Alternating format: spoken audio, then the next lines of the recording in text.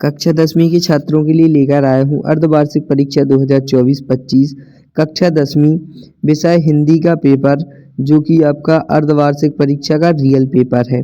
इसमें आपका समय 3 घंटे का रहेगा और पूर्णांक रहेगा इसमें आपका 75 अंकों का। सभी प्रश्न अनिवार्य हैं, ये आपका निर्देश है। प्रत्येक प्रश्न के लिए आवंटित अंक उसके सम्मुख अंकित हैं। प्रश्न 1 से 5 तक 30 वास्तुनिष्ठ प्रश्न है। प्रश्न 6 से 17 तक 12 प्रश्न है। प्रश्न 18 से 20 तक 3 प्रश्न है। प्रश्न 21 से 23 तक 3 प्रश्न है। प्रश्न 6 से 23 तक सभी प्रश्न आंतरिक विकल्प दिए गए हैं। और मैं आपको बता दूं कि कक्षा 10वीं का हिंदी विषय का रियल पेपर है, यही पेपर आपको देखने को मिलेगा। तो चलते हैं सीधा क्वेश्चन की तरफ। इसमें आपको सही विकल्प का चयन कर लिखिए। इसमें आपको सही विकल्प लिखने हैं। 6 सही विकल्प दिए गए हैं, प्रत्येक पर 1-1 अंक मिलेगा। चलते हैं सीधा पहले क्वेश्चन की तरफ। प्रयोगवाद के जनक माने जाते हैं महादेवी वर्मा, अज्ञेय, सूरदास, सुमित्रा नंदन। तो इसका जो प्रयोगवाद के जनक माने जाते हैं वो माने जाते हैं अज्ञेय। तो ये है इसका राइट आंसर, ऑप्शन नंबर बा। नेक्स्ट इसका हरित पक्षी से तुलना की गई है गोपियों की, उद्धव की, कृष्ण की या ब्रजवासियों की। तो जो हारिल पक्षियों से की गई है कृष्ण की। नेक्स्ट इसका विभावानुभाव, व्यभिचारी, संयोग, दृश्य, निष्पत्ति यह परिभाषा है आचार्य विश्वनाथ की, मम्मट की, जगन्नाथ की या भरत मुनि की। तो right answer option number the Bharat मुनि। नेक्स्ट इसका नेताजी की मूर्ति लगवाई गई थी वन विभाग द्वारा, नगर पालिका द्वारा, नगर निगम द्वारा या शिक्षा विभाग द्वारा। तो जो नेताजी की मूर्ति लगवाई गई थी वो लगवाई गई थी नगर पालिका द्वारा। तो इसका राइट आंसर है ऑप्शन नंबर बा। नेक्स्ट इसका जिस समास में प्रथम पद विशेषण और दूसरा पद विशेष होता है उसे कहते हैं द्विगु समाज, द्विगु समाज, अव्ययभी समाज या कर्मधारय समाज। तो इसका राइट आंसर हो जाएगा आपका ऑप्शन नंबर द कर्मधारय समास। नेक्स्ट है इसका माता का आंचल पाठ में भोलानाथ के बाबूजी पाठ करते थे रामायण का, गीता का, चालीसा का या महाभारत का। तो इसका जो राइट आंसर हो जाएगा वो हो जाएगा आपका माता का आंचल में पाठ करते थे भोलेनाथ के बाबूजी का, वो करते थे रामायण का। तो ये थे आपके सही विकल्प 1-1 नंबर के। तो इसको आप अच्छे तरीके से देख लीजिए। अब चलते हैं नेक्स्ट प्रश्न क्रमांक 2। उचित विकल्प द्वारा रिक्त स्थानों की पूर्ति कर लिखिए। इसमें आपको 6 सही विकल्प दिए गए हैं। पहला इसका उत्साह एक खालिस्तान गीत है, तो इसका राइट आंसर हो जाएगा आहान।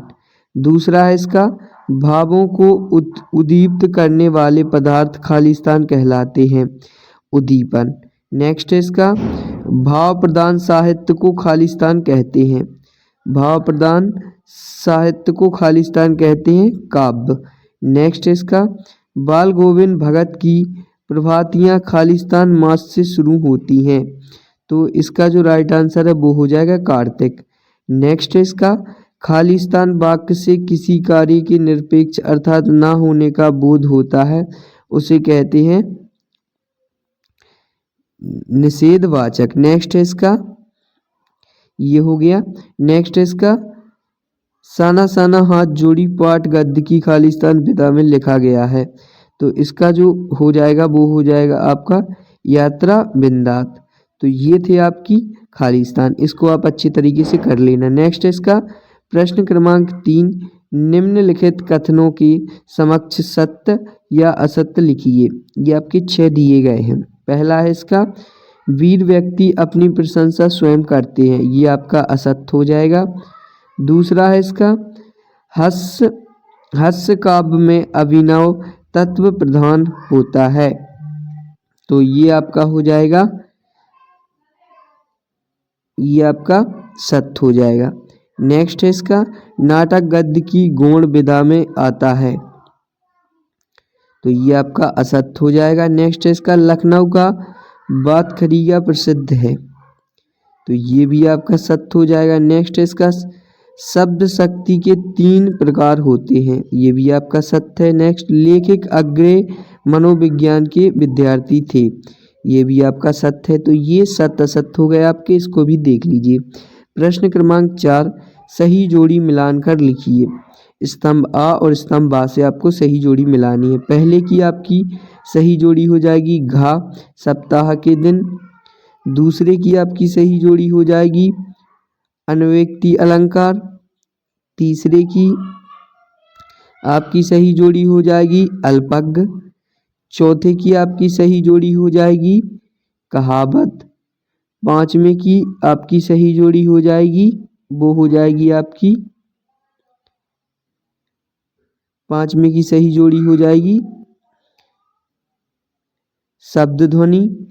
छठे की आपकी सही जोड़ी हो जाएगी देवी देवताओं का निवास। तो ये थी आपकी सही जोड़ी, ये भी आपकी 1-1 नंबर की थी।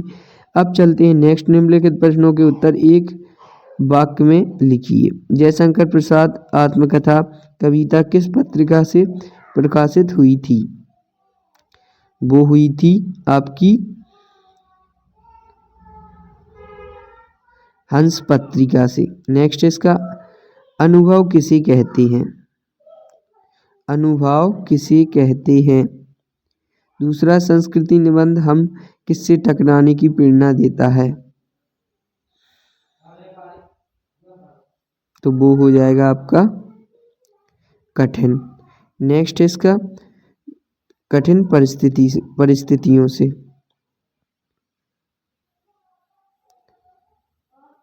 तीसरा है इसका, चौथा इसका दो स्वरों के आपस में मिलने पर कौन सी संधि होगी?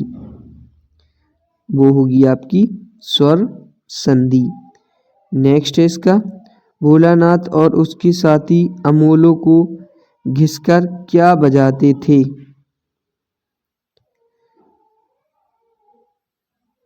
शहनाई। नेक्स्ट है इसका, हिरोशिमा नामक कविता किस काव्य संग्रह से ली गई है? तो इसका राइट आंसर हो जाएगा आपका संपानीरा। ये थी आपके एक वाक्य में उत्तर, तो इसको आप अच्छी तरीके से रट लें। नेक्स्ट है इसका 2 नंबर का, रीतिकाल को श्रृंगार काल क्यों कहा गया है? लिखिए। ये आपका 2 नंबर का हो जाएगा, तो इसको आपको कर लेना है। और अथवा में प्रगति के कोई 2 कवि, उनकी एक रचना का नाम लिखिए। और 7वां है जयशंकर प्रसाद अथवा नागार्जुन की काव्यागत विशेषता निम्नलिखित बिंदुओं के आधार पर। 9वां है कविता निराला की आंख फागुन सुंदरता से क्यों नहीं हट रही? और इसका अथवा 10वां है प्रबंध काव्य और मुक्तक काव्य में कोई 2 अंतर। 11वां है दोहा छंद के लक्षण उदाहरण सहित लिखिए। ये आपके सभी क्वेश्चन 2-2 नंबर के हैं। अभी मैं इसके आपको क्वेश्चन बता दे रहा हूँ। नेक्स्ट वीडियो में इसके आंसर बता दूंगा। कपास 2 भाव सूत्र के अनुसार कहानी के तत्वों के नाम लिखिए। और अथवा में जीवन की आत्मकथा में 2 अंतर लिखिए। 13वां राम वृक्ष बोनीपुरी अथवा यदित्र साहित्यिक विशेषता निम्नलिखित बिंदुओं के आधार पर लिखिए। 14वां मूर्ति लगा सरकंडे चश्मा का उम्मीद जगता है। और ये आपका 15वां हो गया।